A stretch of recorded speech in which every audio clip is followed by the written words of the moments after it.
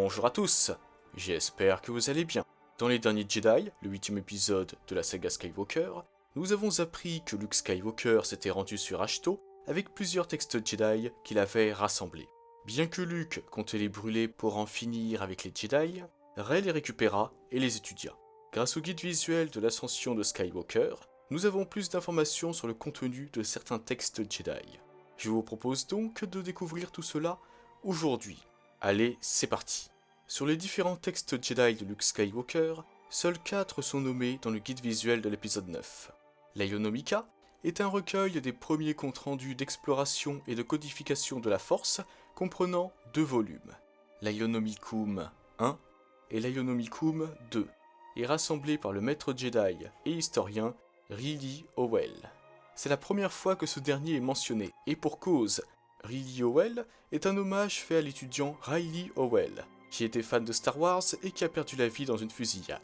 Il a donc été immortalisé dans la saga en tant que Jedi. Les 2 volumes sont composés de manuscrits, de correspondances et de carnets de notes.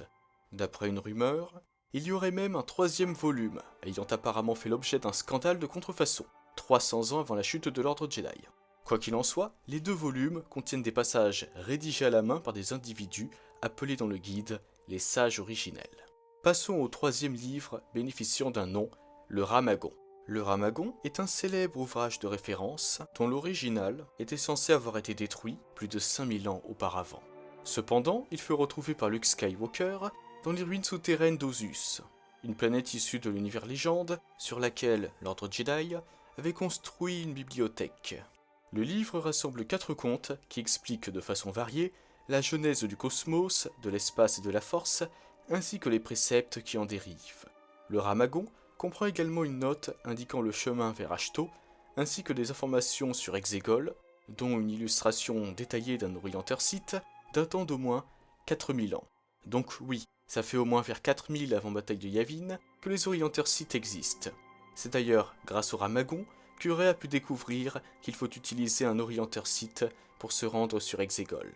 Pour finir, le 4e livre étant nommé dans le guide est les Chroniques de Bruce-Bu. Les Chroniques de Bruce-Bu contiennent des techniques de guérison ésotérique. C'est d'ailleurs grâce à ces techniques que Rey a pu réparer le cristal Kyber du sabre laser d'Anakin Skywalker qui avait été brisé à bord du Supremacy. Tout cela étaient les informations que nous avons sur ces 4 textes dans le guide visuel de l'épisode 9. Néanmoins, nous avons d'autres informations, bien que nous ne sachions pas quel texte les contient. Un des textes fait référence au monde entre les mondes apparu dans la série Star Wars Rebels et comprend un schéma manuscrit des phases de Mortis, une description de créatures remarquables de la planète Titon, des schémas de sabre laser, ainsi que des annotations faites par des Jedi. Et voilà les amis, cette vidéo touche à sa fin.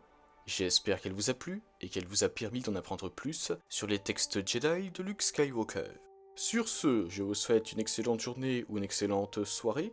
On se retrouve mercredi prochain pour une vidéo sur les Sith Troopers et les Jet Troopers Sith. Elle sera d'ailleurs basée, comme les 3 premières, sur les informations du guide visuel de l'épisode 9. Que la force soit toujours avec vous, et moi je vous dis bye. Si tu as aimé cette vidéo, mets un pouce bleu ou je te coupe la main. Partage-la à tes proches Je préfère ou me tes suicider. amis qui aiment Star Wars.